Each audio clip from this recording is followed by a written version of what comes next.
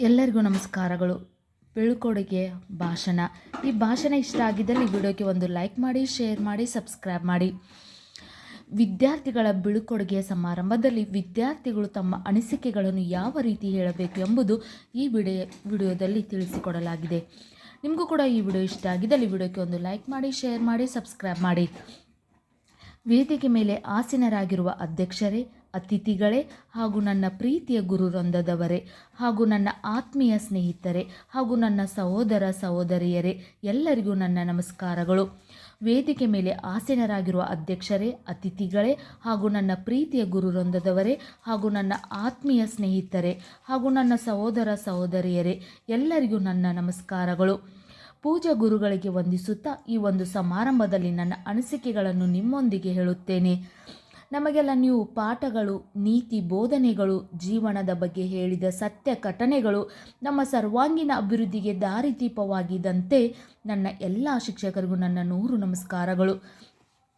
ನಮಗೆಲ್ಲ ನೀವು ಪಾಠಗಳು, ನೀತಿ ಬೋಧನೆಗಳು, ಜೀವನದ ಬಗ್ಗೆ ಹೇಳಿದ ಸತ್ಯ ಘಟನೆಗಳು ನಮ್ಮ ಸರ್ವಾಂಗೀಣ ಅಭಿವೃದ್ಧಿಗೆ ದಾರಿದೀಪವಾಗಿದ್ದಂತೆ ನಮ್ಮ ಎಲ್ಲ ಶಿಕ್ಷಕರು ಅಂದರೆ ನೀವು ಹೇಳಿರುವಂಥ ಎಲ್ಲ ವಿಷಯಗಳು ನಮಗೆ ದಾರಿದೀಪವಾಗಿವೆ.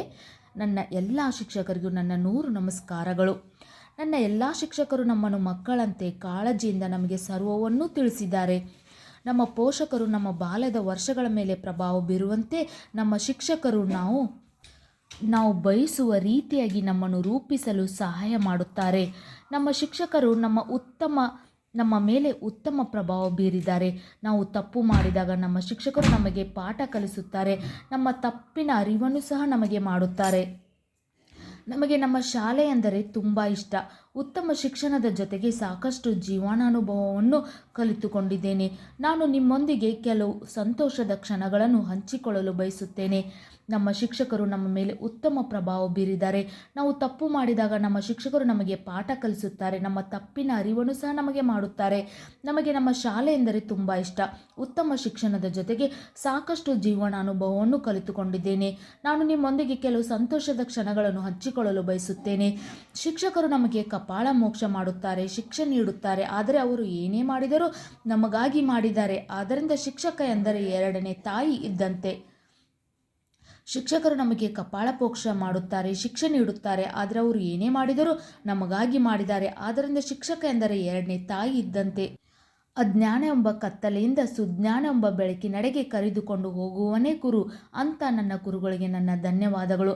ಅಜ್ಞಾನ ಎಂಬ ಕತ್ತಲೆಯಿಂದ ಸುಜ್ಞಾನ ಎಂಬ ಬೆಳಕಿನೆಡೆಗೆ ಕರೆದುಕೊಂಡು ಹೋಗುವನೇ ಗುರು ಅಂತ ನನ್ನ ಗುರುಗಳಿಗೆ ನನ್ನ ಧನ್ಯವಾದಗಳು.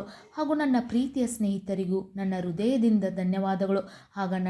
ಹಾಗೂ ನನ್ನ ಎಲ್ಲ ಪ್ರೀತಿಯ ಸ್ನೇಹಿತರಿಗೂ ನನ್ನ ಹೃದಯದಿಂದ ಧನ್ಯವಾದಗಳು. ನನ್ನ ಎಲ್ಲ ಶಿಕ್ಷಕರಿಗೂ ಕೋಟಿ ಕೋಟಿ ಧನ್ಯವಾದಗಳನ್ನು ತಿಳಿಸುತ್ತಾ ಈ ಚಿಕ್ಕ ಭಾಷಣ ಮುಗಿಸುತ್ತೇನೆ. ನಿಮಗೂ ಕೂಡ ಈ ವಿಡಿಯೋ ಇಷ್ಟ ಆಗಿದ್ದಲ್ಲಿ ವಿಡಿಯೋಕ್ಕೆ ಒಂದು ಲೈಕ್ ಮಾಡಿ, ಶೇರ್ ಮಾಡಿ, ಸಬ್ಸ್ಕ್ರೈಬ್ ಮಾಡಿ. Thank you.